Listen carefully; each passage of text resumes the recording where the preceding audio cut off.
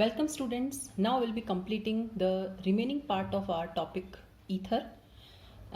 In the previous video we have discussed the preparation methods and the physical properties. Now today we'll be discussing the chemical properties of ethers. Now ethers are very stable compounds. Okay, ethers have this formula. They are very stable compounds.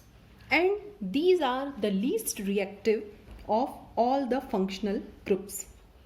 They are not easily attacked by any acid, base or any other active metal under ordinary condition. Now what is the reason behind this? Why they are least reactive? This is because the functional group oxygen does not contain any active site.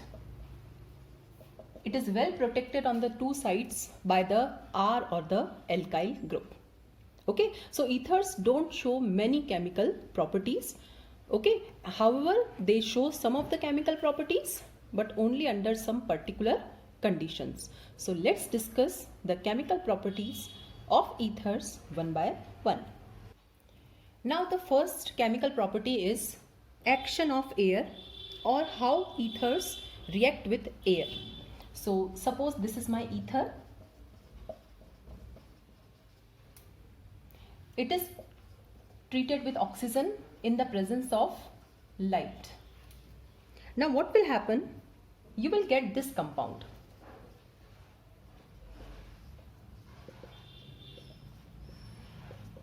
Now what will happen? This O2 will be incorporated between the CH and H of this carbon. Okay, which carbon? We can say this as alpha carbon. Okay, that is the carbon which is close to the functional group present. So the O2 can be accommodated either here or here. And such compounds which are formed, they are known as hydroperoxides. Okay, what are peroxides? Which have oxygen single bond and hydrogen is attached to them. So these are hydroperoxides. So when ethers are exposed to sunlight, they slowly react with air and form hydroperoxides, and these hydroperoxides are quite explosive compounds. So these are quite unstable, so they are quite explosive. So care should be taken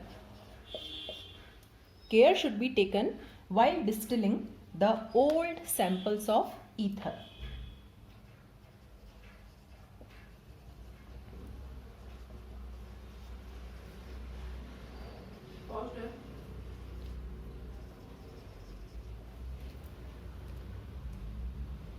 Okay, so this is the first reaction of ether.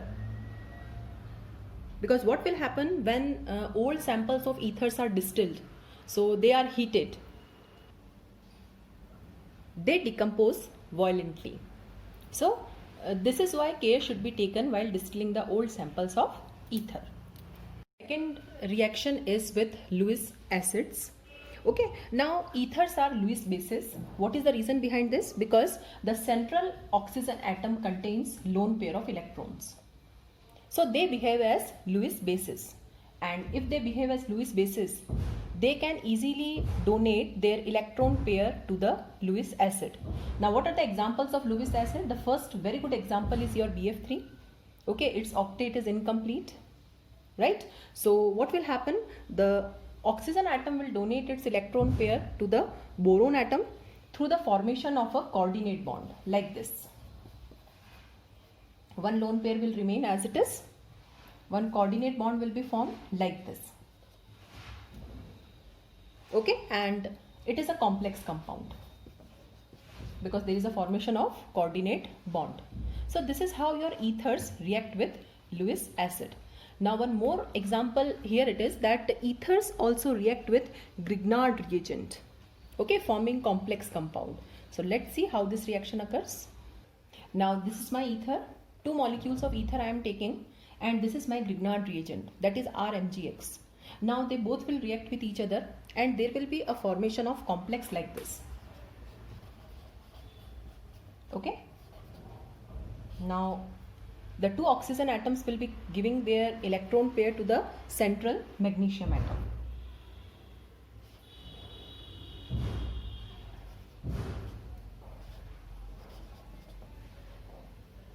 and left with 1 electron pair like this. So this is the formation of a complex compound.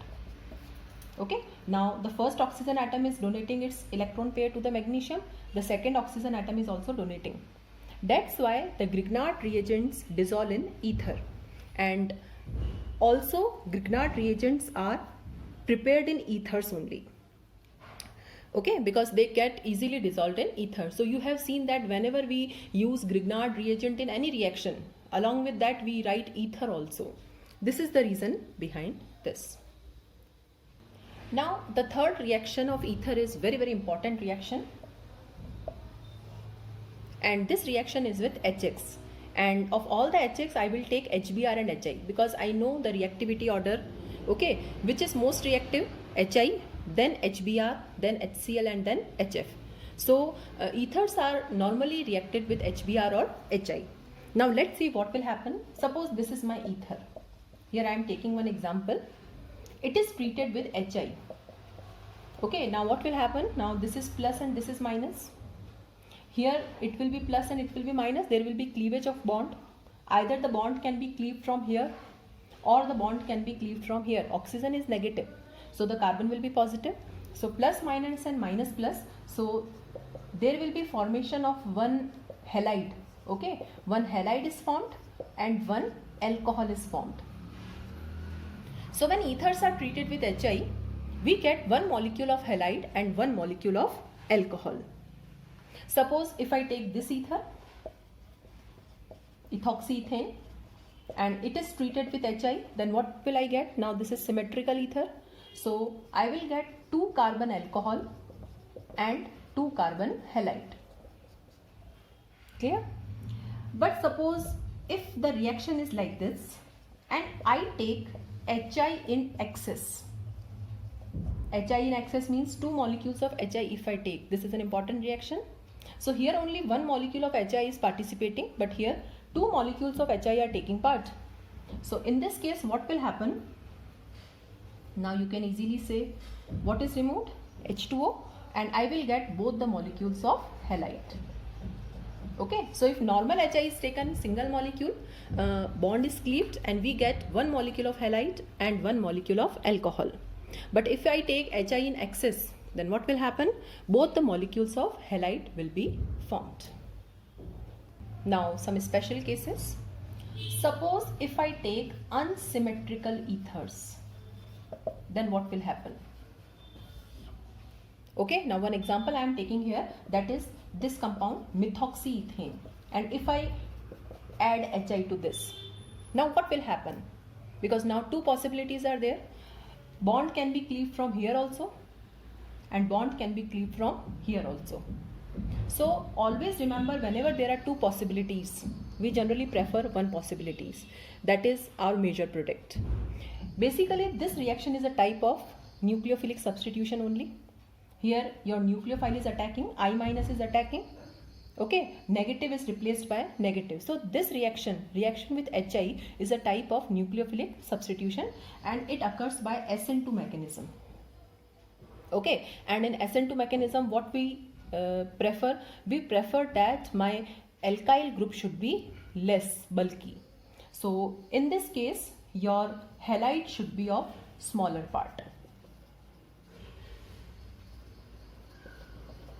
Okay, so whenever we have unsymmetrical ether, always halide is formed of smaller alkyl parts, because this reaction is a type of nucleophilic substitution. So attack will occur on the less bulky group, because which is attacking? Nucleophile. What is nucleophile? I minus. So I minus will attack on the smaller part. So whatever is the smaller part, that will be formed as halide. Now let's take some more examples. Suppose I am having this compound. Now this is also unsymmetrical ether, but it is having branch. Now it is treated with HI. So what will happen? Now smaller part, the nucleophile will attack on the smaller part. Now which is my smaller part? This 2 carbon atom. So 2 carbon atom halide is formed, plus the remaining part is changed into alcohol. So CH3, CHOH, CH3, propane 2-ol. This is how your cleavage reaction occurs. Now since we have aromatic ethers in our syllabus. So I am taking the example of anisole here. Okay, now this anisole is treated with HI. What will happen? Now the smaller part is made as halide, so smaller part is CH3, so I will get CH3I plus phenol. So this is how your reaction will occur. Now here one exception is there, and that exception is very important. Suppose I am having ether of this type and it is treated with HI. Means the ether is having one tertiary part. Now this part is tertiary and one primary part or secondary part. Okay, according to the rule, the smaller part is made as halide because nucleophilic, because this reaction occurs by SN2 mechanism, and SN2 mechanism always prefers less bulky part. Okay, so according to the rule, the halide should be made as smaller part, so CH3I we should get.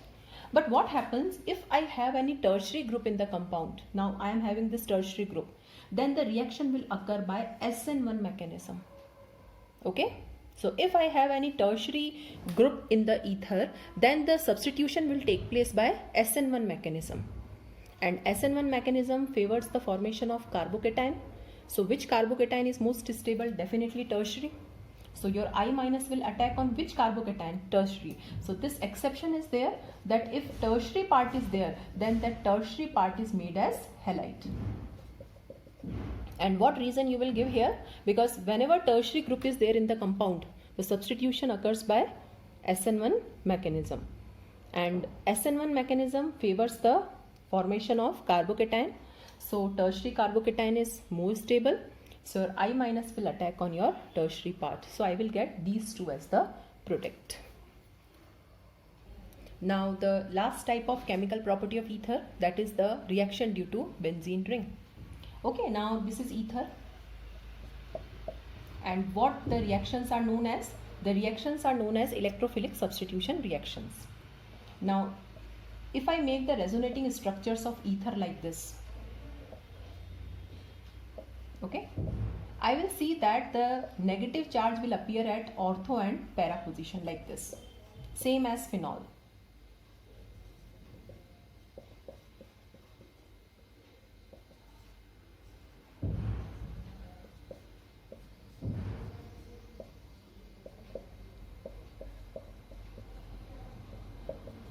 So ethers are ortho-para directors. Okay, means the incoming group will occupy positions at ortho and para. So first reaction is the same, that is halogenation. Now ethers are also activating groups, so I don't require anhydrous AlCl3 here. So in the absence of anhydrous AlCl3, the reaction can occur. Suppose bromination is done, so I will require acetic acid. Okay, anhydrous AlCl3 is not required. So what I will get? I will get ortho-bromo-anisole. Now this compound is anisole, methoxybenzene. So I will get ortho-bromo-anisole and para-bromo-anisole. This is halogenation of ether. And similarly, the other two types of substitution reactions. The second is nitration. It is done in the presence of concentrated HNO3 and concentrated H2SO4. Now which group will be introduced? Nitro group. So I will get ortho-nitroanisole and para-nitroanisole. Likewise, the last Friedel-Crafts reaction. Now I have taken the example of Friedel-Crafts alkylation. Similarly, Friedel-Crafts acetylation can also be done. Now anisole is treated with CH3Cl in the presence of anhydrous AlCl3. So what I will get? Okay, I will get methyl, ortho-methyl anisole and para-methyl anisole. So this is all about the chemical property of ethers. So with this, the topic ether is over. Thank you.